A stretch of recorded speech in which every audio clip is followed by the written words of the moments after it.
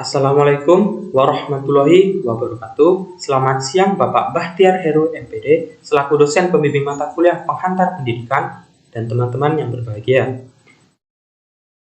Pertama-tama, marilah kita panjatkan puji syukur kehadirat Allah Subhanahu wa Ta'ala yang telah memberikan rahmat, kesehatan, dan keselamatan sehingga kita dapat mengikuti pembelajaran pada hari ini. Izinkan saya untuk memperkenalkan diri. Perkenalkan, nama saya Ragil Alif Ramadan yang bertugas sebagai moderator pada presentasi kali ini. Saya akan membimbing jalannya presentasi maupun diskusi pada presentasi kali ini. Adapun topik yang akan kami bahas dalam presentasi kali ini. Oke, teman-teman, ada yang tahu nggak topik yang akan kami bahas dalam presentasi kali ini? Topik yang akan kami bahas dalam presentasi kali ini yaitu inovasi dan pembaharuan pendidikan. Izinkan saya juga untuk memperkenalkan anggota kelompok saya, yaitu kelompok 5 yang beranggotakan Gefira Rautlatul Janah, Anggi Al-Mulia, Putri Safa Hidayah, Denis Agustiani, Anissa Indah, dan Ragil Alif Ramadan. Sebelum ke penyampaian materi, marilah kita buka presentasi kali ini dengan mengucapkan basmalah. Bismillahirrahmanirrahim. Lalu kita lanjut ke penyampaian materi. Untuk para presentator, saya persilahkan untuk menyampaikan materinya. Halo semua, di sini saya sebagai presentator pertama akan menyampaikan materi tentang pengertian inovasi pendidikan. Apa sih inovasi? Inovasi adalah suatu perubahan yang baru yang menuju ke arah perbaikan yang lain atau berbeda dari yang ada sebelumnya, yang dilakukan dengan sengaja dan berencana, dalam artian tidak secara kebetulan karena ada unsur kesengajaan dan perencanaan. Pembaharuan pendidikan itu sendiri adalah perubahan yang baru dan kualitatif berbeda dari hal yang sebelumnya serta sengaja diusahakan untuk meningkatkan kemampuan guna mencapai tujuan tertentu dalam pendidikan. Untuk tujuan dan hal-hal yang lainnya itu akan dijelaskan oleh presentator selanjutnya. Baik, terima kasih atas waktu yang diberikan oleh Mas Ragil Alif selaku moderator. Di sini saya akan menjelaskan materi tentang model inovasi dan perubahan dalam pendidikan. Yang pertama, top-down model, yaitu inovasi yang diciptakan oleh pihak tertentu sebagai pimpinan atau atasan yang diterapkan kepada bawahan, seperti halnya inovasi pendidikan yang dilakukan oleh Kementerian Pendidikan Nasional.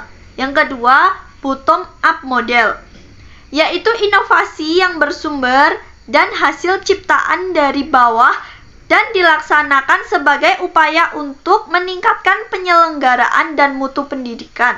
Selanjutnya, masalah yang perlu diperbaharui dalam bidang pendidikan. Yang pertama, kualitas. Misalnya, kurangnya jumlah pendidik, kurangnya dana terkait fasilitas dalam pendidikan, karena hal-hal tersebut sangat mempengaruhi mutu pendidikan. Yang kedua, kuantitas. Misalnya, dalam pemerataan kesempatan untuk belajar. Yang ketiga, keefektifan. Misalnya, dengan waktu dan dana yang sedikit, dalam hal ini pendidik harus memperoleh hasil yang baik. Yang keempat, relevansi. Misalnya, belum sesuai antara materi pendidikan dan kurikulum. Materi selanjutnya akan dijelaskan rekan saya, Denis. Baik, terima kasih atas waktunya. Di sini saya, Denis Agustiani, akan melanjutkan materi yang sebelumnya sudah dijelaskan oleh rekan Anissa, yaitu tentang faktor yang mempengaruhi inovasi pendidikan. Faktor yang pertama yaitu visi terhadap pendidikan. Pendidikan merupakan usaha mengembangkan dan membina kepribadian manusia.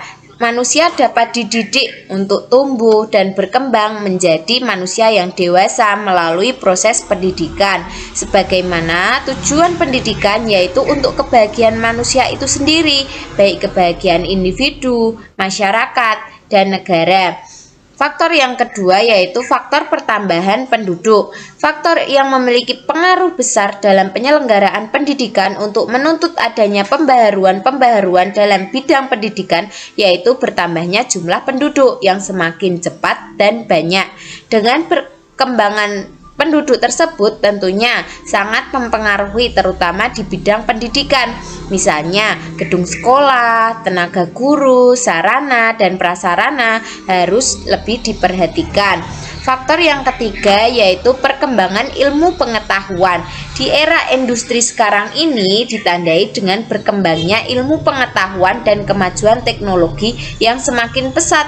Solusi yang dilakukan dalam berkembangnya ilmu pengetahuan yaitu memasukkan penemuan baru ke dalam kurikulum sehingga kurikulum mampu menjawab permasalahan baru. Akan tetapi, kemampuan peserta didik harus lebih diperhatikan.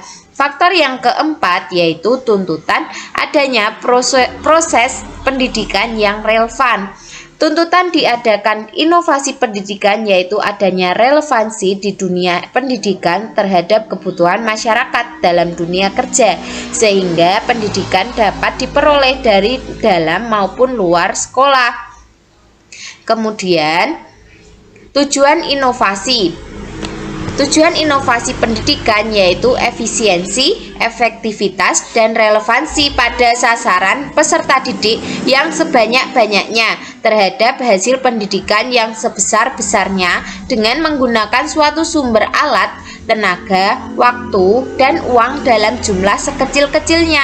Tujuan yang telah direncanakan harus memiliki rincian yang cukup jelas mengenai hasil dan sasaran yang hendak dicapai dan dapat diukur sebelum dan sesudah melakukan inovasi. Sekian materi yang dapat saya sampaikan. Kurang lebihnya mohon maaf. Materi selanjutnya akan disampaikan oleh rekan saya. Terima kasih.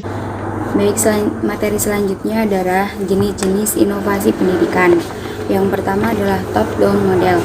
Top-down model adalah pendidikan yang diciptakan oleh pihak tertentu sebagai pimpinan atau atasan yang ditetapkan kepada bawahannya. Contohnya seperti cara belajar siswa aktif. Yang kedua adalah bottom-up model, yaitu sumber dan hasil ciptaan dari bawah dan dilaksanakan sebagai upaya untuk meningkatkan penyelenggaraan. Terus yang ketiga adalah power curves. Strategi pemaksaan berdasarkan kekuasaan. Hal ini sangat bertentangan dengan kaidah-kaidah inovasi itu sendiri, serta kekuasaan memegang peranan yang sangat kuat pengaruhnya dalam menetapkan ide-ide baru dan perubahannya. Contohnya seperti penurunan jabatan. Terus yang keempat, rasional empirikal adalah strategi bahwa manusia mampu menggunakan pikiran logis atau masuk akal sehingga mereka akan bertindak secara rasional dengan memberikan metode yang baik, contohnya memberikan pertimbangan kepada masyarakat. Yang kelima, naratif reduktif adalah strategi yang berdasarkan pada pemikiran para ahli pendidikan yang menekankan bagaimana kalian memahami permasalahan. Yang keenam, KTSP. KTSP adalah mengacu pada kompetensi lulus dan standar isi atau jenjang pendidikan dasar dan menengah, bertujuan agar kurikulum tersebut dapat sesuai dengan karakter dan tingkah kemampuan sekolah masing-masing. Baik, terima kasih atas waktu yang telah diberikan. Saya, Gevira Radotul Jannah, akan melanjutkan materi yang telah dijelaskan sebelumnya oleh rekan saya Anggi. Jenis-jenis inovasi pendidikan yang selanjutnya yaitu ada quantum learning. Quantum learning adalah kiat, petunjuk, strategi, dan seluruh proses belajar yang dapat mempertajam pemahaman dan daya ingat, serta membuat belajar sebagai suatu proses yang menyenangkan. Bobby DePorter mengembangkan teknik-teknik yang sasaran akhirnya ditujukan untuk membantu siswa menjadi responsif. Yang selanjutnya yaitu yang ke-8 ada Contextual Teaching and Learning atau CTL. Adalah suatu pendekatan yang merupakan konsep belajar yang membantu guru mengaitkan antara materi yang diajarkan dengan situasi dunia nyata. Dengan adanya konsep ini, diharapkan hasil pembelajaran lebih bermakna bagi siswa. Proses pembelajaran juga berlangsung secara alamiah, dalam bentuk siswa bekerja, bukan mentransfer pengetahuan dari guru ke siswa. Dan juga strategi pembelajaran lebih dipentingkan. Tugas guru adalah membantu siswa mencapai tujuannya. Selanjutnya yang ke-9 yaitu ada cooperative learning. Suatu strategi belajar mengajar yang menekankan pada sikap atau perilaku bersama dalam bekerja atau membantu struktur kerjasama yang teratur antar kelompok. Pembelajaran kooperatif adalah salah satu bentuk pembelajaran yang berdasarkan paham konstruktivis.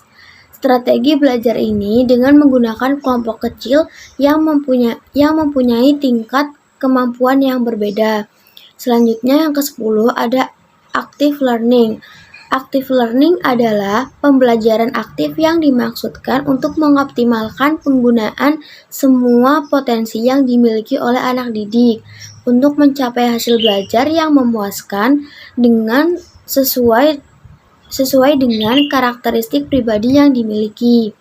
Yang terakhir yaitu yang ke-11 ada PAKEM. PAKEM adalah singkatan dari pembelajaran aktif, kreatif, efektif, dan menyenangkan. Maksudnya bahwa dalam proses pembelajaran guru harus menciptakan suasana sedemikian rupa sehingga siswa aktif bertanya dan mengemukakan gagasan. Proses pembelajaran tidak hanya aktif tapi juga harus efektif, karena jika pembelajaran hanya aktif dan menyenangkan tetapi tidak efektif, maka pembelajaran tersebut hanya terlihat biasa. Mungkin itu saja yang dapat saya sampaikan, kurang lebihnya saya mohon maaf. Sekian, terima kasih. Terima kasih kepada moderator yang telah memberikan waktunya kepada saya. Di sini saya akan menjelaskan tentang sasaran inovasi pendidikan. Teman-teman udah ada yang tahu belum nih apa itu sasaran inovasi pendidikan? Kalau belum, di sini saya akan menjelaskan tentang apa itu sasaran inovasi pendidikan. Inovasi pendidikan melibatkan semua unsur usaha untuk melakukan perubahan dalam pendidikan. Keberhasilan inovasi pendidikan juga ditentukan oleh kelengkapan dalam hal sarana, prasarana, dan masyarakat. Jadi, sarana, prasarana, dan masyarakat juga sangat berpengaruh dalam keberhasilan inovasi pendidikan itu sendiri. Faktor utama yang diperhatikan yaitu yang pertama, pendidik. Yang kedua, peserta didik. Yang ketiga, kurikulum. Dan juga yang terakhir, sarana, prasarana, serta lingkungan sosial. Dan di sini saya akan menjelaskan satu persatu tentang pendidik, peserta didik, kurikulum, sarana, prasarana, serta lingkungan sosial. Yang pertama ada pendidik.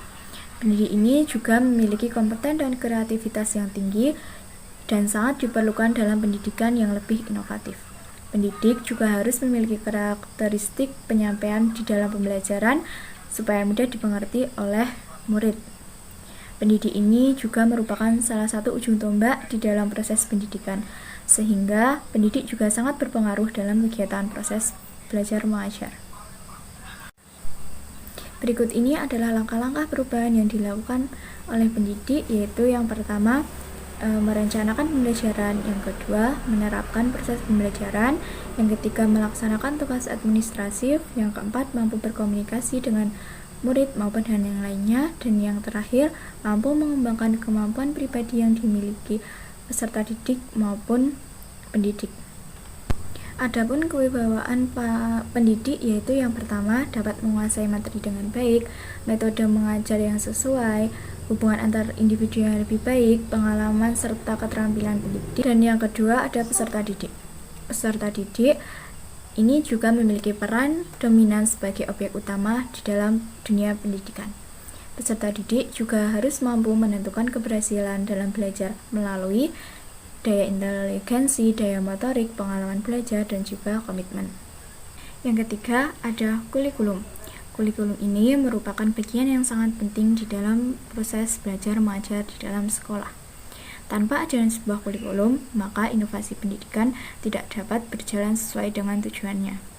Inovasi kurikulum merupakan suatu gagasan kurikulum baru yang akan mengadopsi bagian-bagian potensial dengan maksud untuk mencapai tujuan dan mampu menyelesaikan masalah tertentu di dalam proses pembelajaran. Yang keempat ada sarana dan prasarana. Sarana dan prasarana ini merupakan hal yang penting dalam pendidikan, khususnya dalam proses belajar mengajar. Sarana dan prasarana juga memiliki pengaruh dalam kelangsungan inovasi yang hendak diterapkan. Jadi di sini sarana dan prasarana juga mempunyai pengaruh ya. Apabila sarana dan prasarana tidak terpenuhi, maka proses inovasi pendidikan juga tidak akan mampu berjalan dengan baik. Karena sarana dan prasarana juga merupakan salah satu faktor dari keberhasilan di dalam inovasi pendidikan. Yang terakhir ada lingkungan sosial. Lingkungan sosial juga dapat memiliki dampak positif dan negatif dalam melaksanakan pembaruan pendidik. Jadi di sini lingkungan sosial juga bisa memberikan sisi negatif dan juga bisa memberikan sisi positif. Apa yang diharapkan dalam pendidikan yaitu mampu mengubah individu dan masyarakat untuk menjadi lebih baik dari sebelumnya. Selain itu, keterlibatan masyarakat dalam membantu pelaksanaan inovasi pendidikan juga sangat berperan penting dan itu merupakan keberhasilan dalam inovasi pendidikan. Sekian yang dapat saya sampaikan tentang sasaran inovasi pendidikan. Jika ada kesalahan mohon dimaafkan, saya kembalikan kepada moderator. Terima kasih kepada para presentator yang telah menyampaikan materinya masing-masing. Izinkan saya untuk membacakan kesimpulan presentasi kami kali ini.